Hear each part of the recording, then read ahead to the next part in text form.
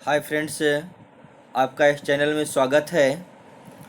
और बहुत खुशी की बात है कि आप लोग इस चैनल पर डेली 20 प्रश्नों का लाभ उठा रहे हैं। तो बहुत अच्छा है कि आप लोग इसे अपने जीवन में उपयोग में लाएंगे, अपनी परीक्षा में उपयोगी बनाएंगे। चलो ठीक है, तो आज का आप लोग का 20 प्रश्नों का टॉप प्रश्नों की श्रृंखला जो है आज स्टार्ट कर रहे हैं। तो आज की श्रृंखला के अनुसार आपका पहला प्रश्न स्क्रीन पर आ रहा है। आप देखिए पहला प्रश्न कौन सा है। ठीक है, आपके पहला प्रश्न स्क्रीन पर आ चुका है।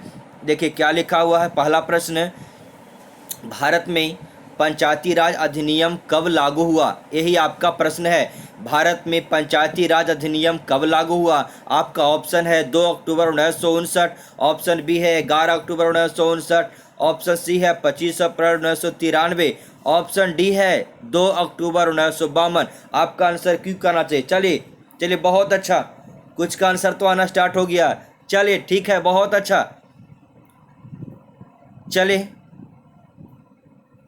चलिए दीजिए, क्यों का आंसर देने का प्रयास कीजिए। चलिए ठीक है, तो कुछ का आंसर आया है, लेकिन कुछ का आंसर जो आया है वह गलत आया है। ठीक है, तो देखते हैं इसका आंसर क्या होने वाला है। ठीक है, आंसर बताएंगे तो हो सकता है आप लोग के मन में कुछ अलग बात आएगी। ठीक है, तो आपका आंसर क्या होगा? ठीक है, भारत में पंचायती राज अधिनियम बोल रहा था, तो कब लागू हुआ? तो यह हुआ 25 अप्रैल 1993। कब लागू हुआ? 25 अप्रैल 1993 को लागू हुआ। क्लियर हो गया? आपने बहुत सारे लोगों ने 2 अक्टूबर 1959 को मारा था। तो 2 अक्टूबर 1959 क्या है? क्या है? पंचायती राज व्यवस्था। ठीक है, पंचायती राज की व्यवस्था 2 अक्टूबर 1959 में स्टार्ट हुआ था, लेकिन अधिनियम की बात कर रहा। तो अधिनियम, पंचायती राज अधिनियम जो है 73वां संविधान संशोधन के तहत 1993 में बना था। चल रही बात को। इस पर बहुत सारे प्रश्न आते हैं कि पंचायती राज से संबंधित बहुत सारे समितियां हैं। ठीक है, तो एकाएक की समिति का हम नाम लेना चाहते हैं। तो आपका पहला आता है बलवंत मेहता समिति। तो बलवंत राय मेहता समिति की स्थापना हुआ था 1957। उसके बाद आता है आपको अशोक मेहता समिति। अशोक मेहता समिति की स्थापना हुआ था 1977 में। ठीक है, उसके बाद आता है जीवी की राय समिति। जीवी की राय समिति की स्थापना हुआ था 1985 में। फिर है सिंधवी समिति। सिंधवी समिति का स्थापना हुआ था 1986 में। तो ये सारे प्रश्न आप लोग के लिए इंपॉर्टेंट है। ठीक है, तो अगले प्रश्न की ओर चलें। ठीक है, अगला प्रश्न आपके स्क्रीन पर है। आपका अगला प्रश्न है, अपनी धुरी पर क्या है? अपनी धुरी पर पृथ्वी के घूर्णन की दिशा। ठीक है, अपनी धुरी पर पृथ्वी के घूर्णन की दिशा है। ठीक है, तो इसके बारे में आपका ऑप्शन है। आपका ऑप्शन स्क्रीन पर आपका है।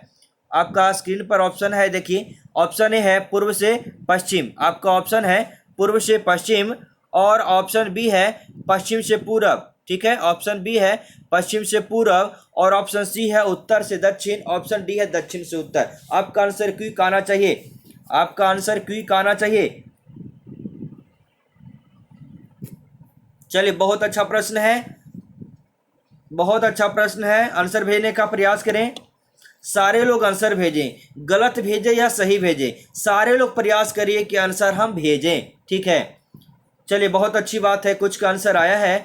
तो आप लोग को पता है कि पृथ्वी के घूर्णन की दिशा जो है पश्चिम से पूरब, जो ऑप्शन नंबर बी में है। ठीक है, option number B is right answer है। ठीक है, और आप लोग को पता है कि पश्चिम से पूरब घूमती है, तो इसकी चाल कितना होता है या कितनी तेज गति से घूमती है?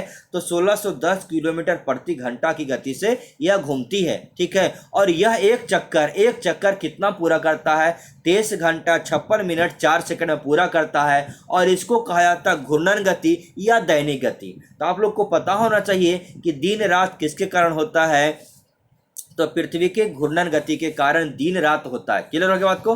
अब एक प्रश्न इसमें यह होता है वार्षिक गति। तो वार्षिक गति क्या है? जो एक वर्ष में क्या करता है? सूर्य की परिक्रमा करता है। सूर्य की परिक्रमा करता है, उसी को वार्षिक गति कहते हैं। और वार्षिक गति का समय कितना है? 365 दिन 6 घंटा। ठीक है, और वार्षिक गति के क्या होता है? दिन रात छोटा बड़ा होता है। क्या होता है? दिन रात छोटा बड़ा होता है, और ऋतु में परिवर्तन किसके कारण होता है? तो वार्षिक गति के कारण होता है। क्लियर हो गया बात? चलते हैं अगले प्रश्न की ओर। आपका अगला प्रश्न है, ठीक है, आपका अगला प्रश्न है पुस्तक माई एक्सपेरिमेंट विथ ट्रुथ के लेखक। ठीक है, आपका प्रश्न है माई एक्सपेरिमेंट विथ ट्रुथ के लेखक कौन है? ठीक है, आपका ऑप्शन है Aurobindo Ghosh, option B M K Gandhi, option C Bal Gangadhar Tilak, option D Vinoba Bhave. आपका आंसर क्यों का आना चाहिए? आपका आंसर का वेट हो रहा है, जल्द ही देने का प्रयास करें। चले फास्ट, चले बहुत अच्छा, चले ठीक है, कुछ का आंसर आ चुका। चले ठीक है, अच्छी बात है। तो पुस्तक माई एक्सपेरिमेंट विथ ट्रुथ, इसका आंसर जो है सारे लोग से आना चाहिए था। ठीक है, माई एक्सपेरिमेंट विथ ट्रुथ के लेखक कौन है? तो इसका आंसर है एम के गांधी, मतलब महात्मा गांधी। क्लियर होगी बात को? चलते हैं ऑप्शन नंबर ए की चर्चा करते हैं। ऑप्शन नंबर ए क्या है? अरविंद घोष। अरविंद घोष ने भी कुछ किताब लिखे हैं। ठीक है, उनका मेन किताब क्या है? Life divine. क्या है? लाइफ डिवाइन की रचना किसने किए थे? अरविंद घोष किए थे। क्लियर हो गया? ऑप्शन सी की चर्चा करते हैं, बाल गंगाधर तिलक। आप लोग को पता है गीता रहस्य के लेखक कौन है? बाल गंगाधर तिलक, जो कि 1-2 वीडियो पहले भी ये प्रश्न आया था। ठीक है, ऑप्शन नंबर डी आपका कोई भी पुस्तक का नाम नहीं आता है। ठीक है, चलते हैं अगले प्रश्न की ओर। आपका सामने आपके स्क्रीन पर आपका प्रश्न है, बहुत अच्छा प्रश्न है और इकोनॉमी से संबंधित प्रश्न है। देखते हैं ये प्रश्न आपके लिए क्या इंपॉर्टेंट है, देखते हैं।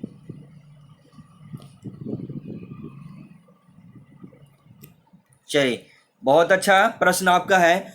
ब्रिटिश शासन के अधीन, क्या है? ब्रिटिश शासन के अधीन भारतीय गरीबी और अर्थव्यवस्था पर दादा भाई नौरोजी द्वारा कौन सी पुस्तक लिखी गई?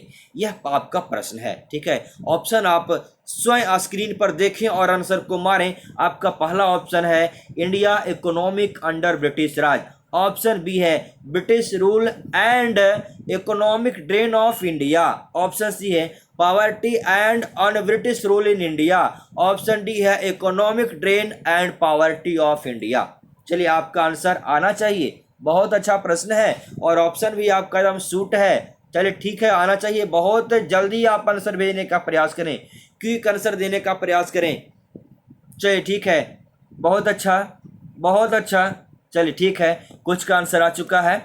चलिए, तो आपका इसका आंसर है poverty and un British rule in India, option number आपका सी राइट आंसर है। ठीक है, आप लोग को पता है कि poverty and on British rule India दादा भाई नौरोजी ने 1921 में लिखे थे और यह जो पुस्तक लिखे थे किस पर लिखे थे इसकी हम चर्चा करने वाले हैं। तो यह पुस्तक लिखाया था इंग्लैंड में यूरोपीय अधिकारियों का खर्च और इंग्लैंड के ब्रिटिश पेशावर द्वारा भेजे गए धन पर प्रकाश डाला गया इस पुस्तक में। चलिए ठीक है, तो ज़्यादा इम्पोर्टेंट है कि किसने लिखे।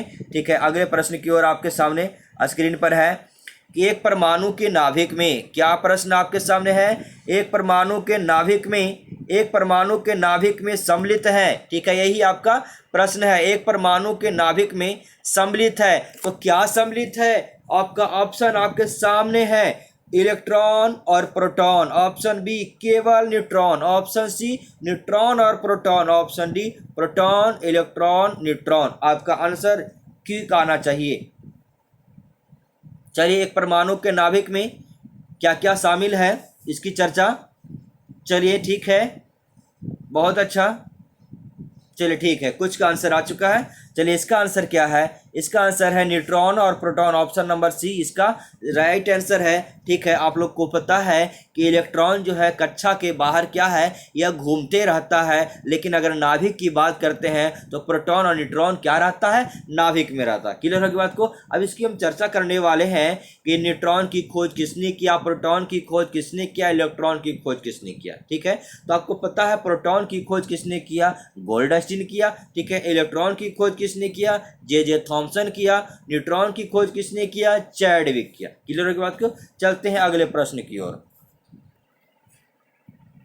ठीक है, छठा प्रश्न आपके सामने स्क्रीन पर है, निम्न में से कौन सी अक्रिय गैस नहीं है? बहुत अच्छा प्रश्न है आपके सामने, आप आंसर देने का प्रयास करें, सारे लोग आंसर देने का प्रयास करें, जल्द ही आप आंसर दें। चलिए, option A neon, option B helium, option C hydrogen, option D argon. कौन सी अक्रिय गैस नहीं है? चलिए, क्विक आंसर आना चाहिए। चलिए, बहुत अच्छा। चलिए ठीक है, तो इसका आंसर आपके सामने स्क्रीन पर है, option number C right answer है हाइड्रोजन। क्या है? हाइड्रोजन। हाइड्रोजन को अक्रिय गैस के अंतर्गत नहीं रखा गया है। आपको याद होना चाहिए अक्रिय गैसों की संख्या 6 होती है। अक्रिय गैसों की संख्या 6 होती है। तो आपका 3 ऑप्शन में दिया हुआ है, नियॉन, हीलियम, आर्गन, और हम 3 बता रहे हैं। एक क्रिप्टॉन होता है, एक जेनॉन होता है, एक रेडॉन होता है। ये 6 आपका अक्रिय गैस है। क्लियर हो गया बात को? चलिए ठीक है, तो अगले प्रश्न में चलते हैं।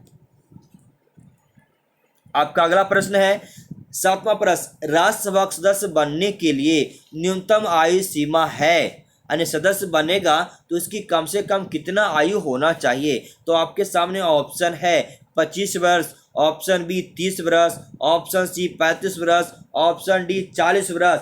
आपका आंसर आना चाहिए, सारे लोग का आंसर आना चाहिए।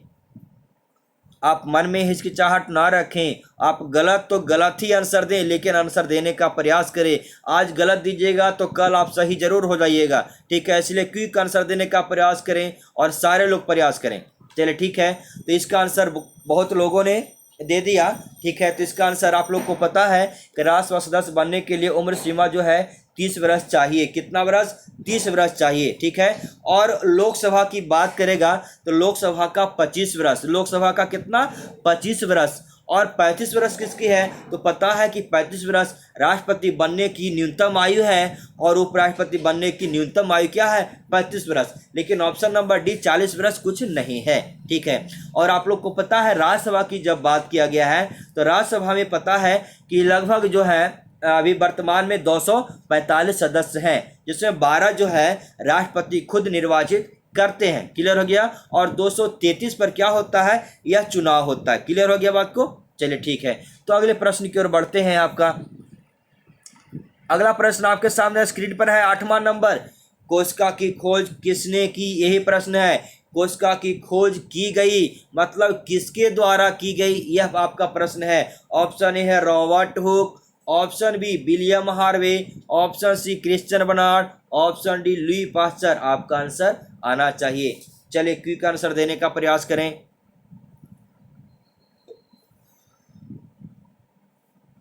चलिए बहुत अच्छा। चलिए तो ज़्यादा हम समय नहीं लेंगे, ठीक है? आपके चैट पर हम ज़्यादा ध्यान ना देखें, हम सिर्फ आपके चैट को बी सी डी आपका आंसर देखने का प्रयास करते हैं, और कुछ का आंसर आता है तो अपना आंसर हम बता देते हैं, ठीक है? तो आंसर भी जांचना आप ही का काम है कि आपने कितना सही दिया और कितना आपने गलत किया, ठीक है? तो यह जांच जो है अपने स्वयं करना है। क्लियर होगी बात को? ठीक है, तो चलते हैं इसका आंसर की ओर। तो कोशिका की खोज किसने किया? तो कोशिका की खोज किसे? Robert Hooke. किसके द्वारा? रॉबर्ट हुक द्वारा किया गया था। और कब किया गया था? 1665 में किया गया था। क्लियर हो गया बात को? ऑप्शन नंबर बी की चर्चा करते हैं, विलियम हार्वे। विलियम हार्वे ने किसकी खोज किए थे? तो आप लोग को पता है रक्त परिसंचरण तंत्र की खोज किसने किया? तो विलियम हार्वे किया था, ठीक है? Option C Christiaan Barnard. Christiaan Barnard के बारे में जानते हैं। हृदय प्रत्यारोपण की खोज किसने किए? तो क्रिश्चियन बर्नार्ड किए। ऑप्शन नंबर डी आपका लुई पास्चर है। Option number D Louis pasture है। तो लुई पास्चर क्या है? रेबीज का टीका। क्या है? रेबीज की टीका की खोज किसने किए? तो लुई पास्चर किए, ठीक है? तो अगर आप लोग के सामने प्रश्न अगर अच्छा लग रहा है तो जरूर लाइक करें, ठीक है? लाइक करने में आप कंजूसी मत करें और अपने मित्रों के पास जरूर शेयर करें। आप जितना संख्या हो उतना संख्या बढ़ावें, और प्लीज़ जो नए इस चैनल में जुड़े हैं प्लीज़ सब्सक्राइब कर दें ताकि अगले वीडियो का नोटिफिकेशन आपके पास जल्द ही पहुँचे, ठीक है? तो चलते हैं अगले प्रश्न की ओर। आपका प्रश्न नौवां प्रश्न आपके सामने स्क्रीन पर है। दुधवा नेशनल पार्क कहाँ है? यही आपका प्रश्न है। दुधवा नेशनल पार्क कहाँ है? Option A Bihar, option B MP, option C Uttar Pradesh, option D Nagaland. यही आपका ऑप्शन है। आप आंसर देने का प्रयास करें। चलिए बहुत अच्छा, ये सारे लोग का सही होना चाहिए। दुधवा नेशनल पार्क कहाँ है? बहुत आसान प्रश्न है और इम्पोर्टेंट प्रश्न है। आंसर सारे लोग का आना चाहिए।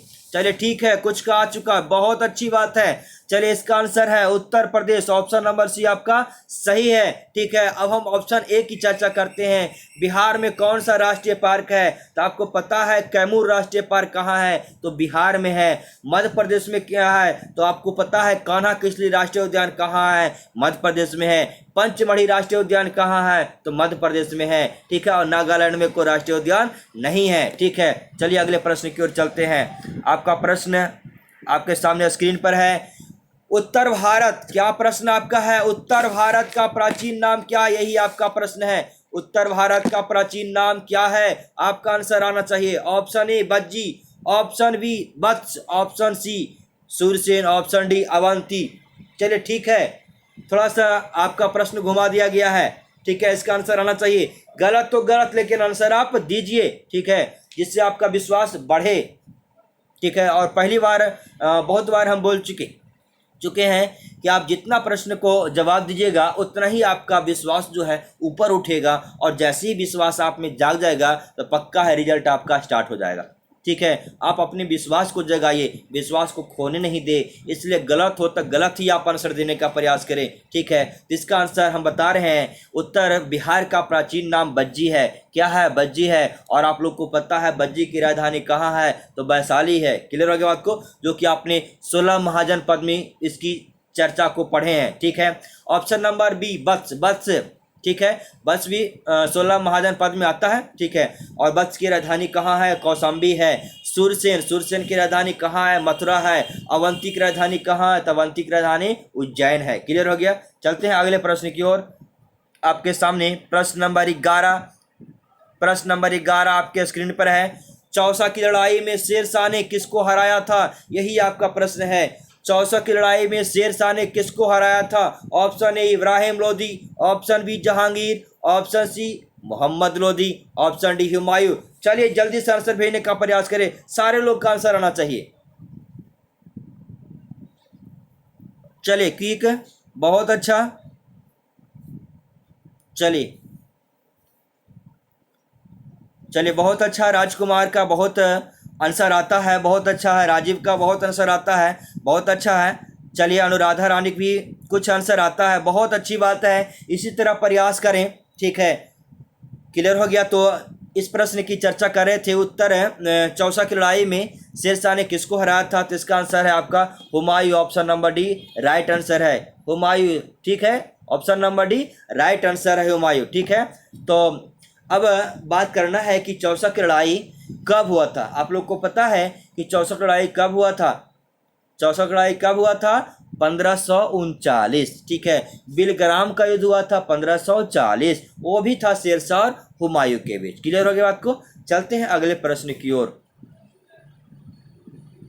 आपका अगला प्रश्न, 12वां प्रश्न आपके सामने स्क्रीन पर है कि योग दर्शन के संस्थापक कौन है? बहुत अच्छा प्रश्न है। योग दर्शन के संस्थापक कौन थे? आपका option Kapil, option B Patanjali, option C Jaimini, option D Uluka एवं कनाड। चलिए वाह, बहुत अच्छा, आंसर तो आना स्टार्ट हो गया भैया। यही आपका कॉन्फिडेंस रहना चाहिए कि प्रश्न बोलते बोलते आपका आंसर आने के लिए स्टार्ट होना चाहिए। बहुत अच्छा बात है। चलिए बहुत अच्छी है।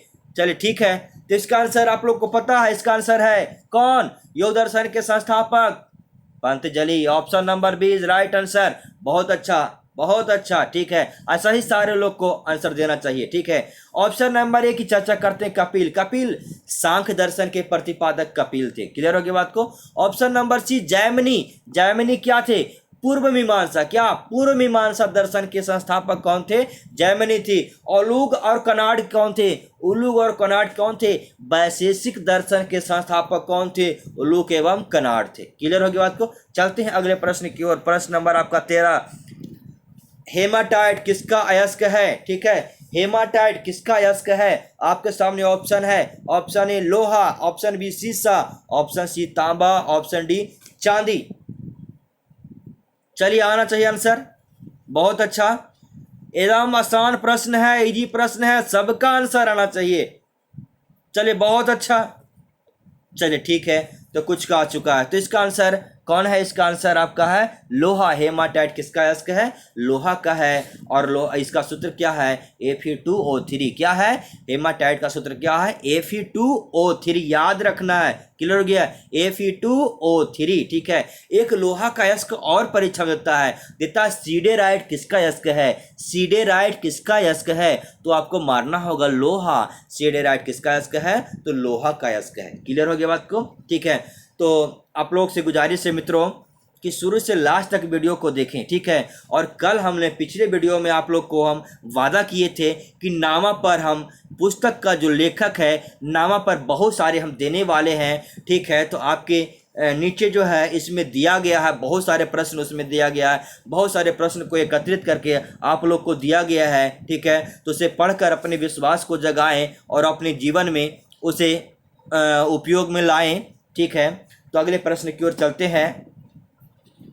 प्रश्न नंबर 13 हो गया, आपके सामने 14 नंबर प्रश्न है। 14 नंबर प्रश्न आपके सामने स्क्रीन पर है। निम्न में से कौन सा जड़ नहीं है, आपका आंसर आना चाहिए, ऑप्शन स्क्रीन पर है। चलिए स्क्रीन देखिए और आंसर मालिए। चलिए बहुत अच्छा, ऐसा ही आंसर आप क्यूज भेजने का प्रयास करें। बहुत अच्छी तरीका से आप लोग क्यूज खेल रहे हैं, ऐसा ही खेलना है। चलिए बहुत अच्छा, चलिए ठीक है, चलिए ठीक है, तो बहुत सारे आंसर आ चुके हैं। ठीक है, तो कौन सा जड़ नहीं है, ठीक है, तो आप लोग को पता है अदरक जड़ नहीं है। यह क्या है, परिवर्तित तना। क्या है, परिवर्तित तना के रूप में आता है, जड़ के रूप में नहीं आता है। तो आपका ऑप्शन ए, ऑप्शन बी और ऑप्शन डी है जो जड़ के अंतर्गत आता है। क्लियर हो गया। चलिए ठीक है, तो अगले प्रश्न की ओर चलते हैं। आपका प्रश्न अगला है, टाइटन खाली स्थान का चंद्रमा है। ठीक है, आप लोग को प्रश्न समझ में नहीं आ रही होगी। ठीक है, चंद्रमा क्या है, ठीक है, तो याद रखना चंद्रमा उपग्रह को कहा जाता है। किसको, उपग्रह को। अर्थात टाइटन जो है किसका उपग्रह है, यही इसका प्रश्न है।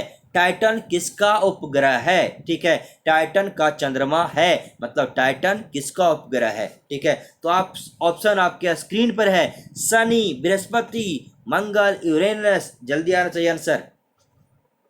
टाइटन किसका उपग्रह है।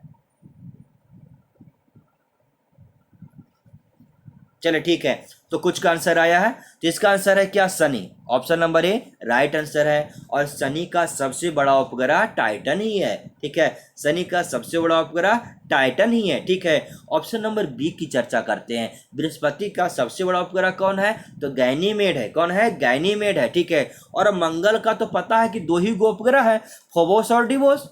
ठीक है, फोबोस और डिमोस। ठीक है, दो ही तो ग्रह है, उपग्रह है मंगल का, फोबोस और डिमोस। क्लियर हो गया। अब यूरेनस की बात करते हैं। यूरेनस में कौन है, टाइटेनिया। कौन है, टाइटेनिया। टाइटेनिया किसका उपग्रह है, तो यूरेनस का। क्लियर हो गया बात को। चलते हैं अगले प्रश्न की ओर। आपका अगला प्रश्न है, फिर आपके सामने न्यूमेरिकल है। कार्बन का परमाणु क्रमांक 6 तथा परमाणु भार 12 है, तो इसके नाभिक में कितने प्रोटॉन होंगे, आपका आंसर आना चाहिए। डेली ऐसा प्रश्न आपके स्क्रीन पर जा रहा है। चलिए आज मिस नहीं होना चाहिए, सारे लोग को आना चाहिए, क्योंकि इसकी चर्चा डेली हो रही है।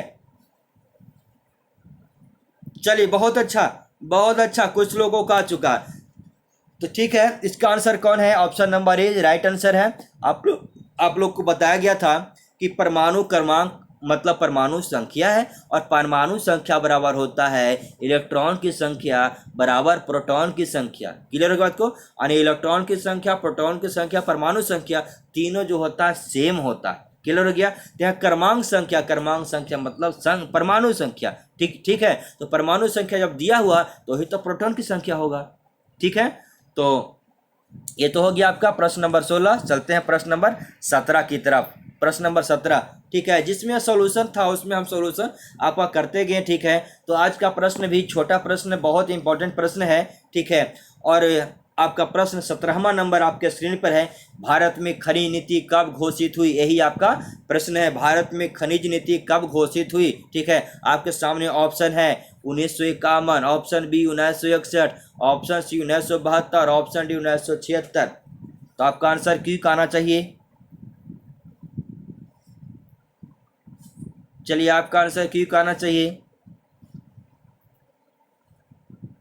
चलिए ठीक है, बहुत अच्छा, कुछ लोगों का ही इसमें आंसर आया है। ठीक है, और बहुत सारे लोग का आंसर जो है मिस किया है। चलिए ठीक है, तो इसका आंसर है 1951। कब है 1951, यानी खनिज नीति की घोषणा कब हुआ था? 1951 हुआ था। ठीक है, और एक बात ध्यान रखना चाहिए, अगर एक साथ 5-6 लड़के देखते हैं, 5-6 लड़के क्यूज अगर खेल रहे हैं, तो अपना स्क्रीनशॉट अपने फोटो का जो है 5 और 6 का आप भेज सकते हैं। आपका थंब मेल में हम उसको लगाएंगे, जो कि यूट्यूब पर यह जो है आपका बैनर हमेशा मतलब दिखाते रहेगा। ठीक है, चलिए ठीक है, अगले प्रश्न को हम चर्चा करते हैं। अगला प्रश्न क्या है? अगला प्रश्न भी आपको याद करने वाला प्रश्न है। हवाला क्या है? आपका ऑप्शन है हवाला क्या है? ऑप्शन ए, किसी विषय की पूर्ण जानकारी को हवाला कहते हैं, ऐसा ऑप्शन ए। ऑप्शन बी क्या करा है? विदेशी मुद्रा विनिमय का अवैध कारोबार, ऑप्शन नंबर बी था। ऑप्शन नंबर सी क्या करा है? शेयर बाजार में प्रतिभूतियों का अवैध लेन देन। ठीक है, ऑप्शन डी क्या करा? कर अपवंचन, ए करा। ठीक है, तो इसका आंसर कौन है? जल्दी से क्विक आंसर भेजने का प्रयास करें।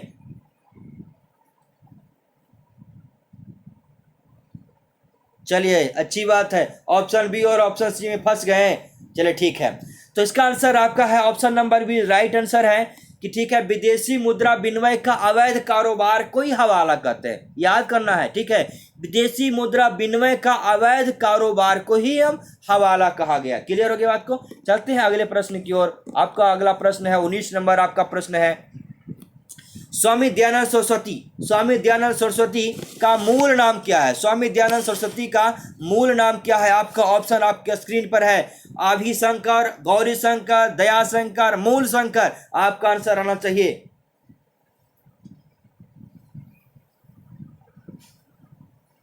चलिए, बहुत अच्छा, ठीक है, बहुत सारे लोग इसका आंसर दिए हैं, अच्छी बात है। तो स्वामी दयानंद सरस्वती का मूल नाम था मूल Shankar, option number D is right answer. ठीक है, और आपको पता है कि आर्य समाज की स्थापना भी कौन किए थे? आर्य समाज की स्थापना कौन किए थे? तो दयानंद सरस्वती किए थे। क्लियर हो गया बात को? चलते हैं अगले प्रश्न की तरफ। आपका इस सीरीज का आपका लास्ट प्रश्न है। ठीक है, किस राज्य की सरकार प्रवासी परिवारों के सदस्यों को शिक्षित करने के लिए निगाह कार्यक्रम शुरू करेगी? ठीक है, यह आपका प्रश्न है। आपके सामने ऑप्शन है Bihar, option B Chhattisgarh, option C Maharashtra, option D Himachal Pradesh. आपका करंट प्रश्न है, जल्दी आप क्विक देने का प्रयास करें। गड़बड़ हो रहा है ना, मिस हो रहा है। चलिए ठीक है, तो इसका आंसर आपका है ऑप्शन नंबर डी, हिमाचल प्रदेश है। क्या है? हिमाचल प्रदेश है। और इसका उद्देश्य क्या था? इसका उद्देश्य था क्या? परिवार के अन्य सदस्यों को जागरूक करना। क्या है? परिवार के अन्य सदस्य को जागरूक करना। ठीक है, जो देश के अनेक हिस्सों से, अनेक भिन्न भिन्न हिस्सों से आए हैं, ठीक है, उनके लिए निगाह कार्यक्रम शुरू करने जा रही है हिमाचल प्रदेश सरकार। समझ में आया आपको? इसका उद्देश्य है कि परिवार के लोग को जागरूक करना, और किसको जागरूक करना? जो बाहर से, ठीक है, जो राज्य के बाहर से आए हैं, ठीक है, उसके लिए यह कार्यक्रम है, उसको जागरूक करना। ठीक है, तो यह जो है आज का आपको 20 प्रश्नों की श्रृंखला जो थी, ठीक है, तो आप 20 प्रश्नों की श्रृंखला को आपने पढ़कर बहुत सारे आनंद उठाएं। ठीक है, और बहुत सारे प्रश्न आप लोग के जहन में आ जाता है, और जो कुछ प्रश्न आप भूलते हैं तो इसके द्वारा आपको रिवाइज जाता है, आपको विश्वास बढ़ता है। ठीक है, तो अगर वीडियो अच्छा लगा तो आप ज़रूर लाइक करें, और जो हमारे चैनल से नए जुड़े हैं तो सब्सक्राइब करें, और प्लीज़ अपने मित्रों के पास ज़रूर भेजें, अपनी संख्या को ज़रूर बढ़ावें। ठीक है, अभी देखा जा रहा है 15-16 आप लोग चैट पर रहते हैं। ठीक है, इसकी संख्या 30-40 कीजिए। ठीक है, आप जितना मेहनत कीजिएगा उतना अच्छा सेट आपको मिलने वाला है। ठीक है, हम डेली यही बात बोल रहे हैं, आप अपनी संख्या को बढ़ाइए, हम बहुत अच्छे अच्छे प्रश्न आप लोग के लिए लाएंगे। ठीक है, आप लोग की हम जो डिमांड है बढ़ाते जा रहे हैं। ठीक है, और इसके बाद जो है आपके लिए एक टास्क मिलने जा रहा है आज से। वह टास्क क्या है? आपको डेली एक प्रश्न दिया जाएगा, और उस प्रश्न का आंसर आपको यूट्यूब का कमेंट बॉक्स में भेजना होगा। किस में भेजना होगा? कमेंट बॉक्स में भेजना होगा। आपका आज का प्रश्न का आंसर देना होगा, और अभी नहीं देना होगा मित्रों, ध्यान रखना है, अभी नहीं देना होगा।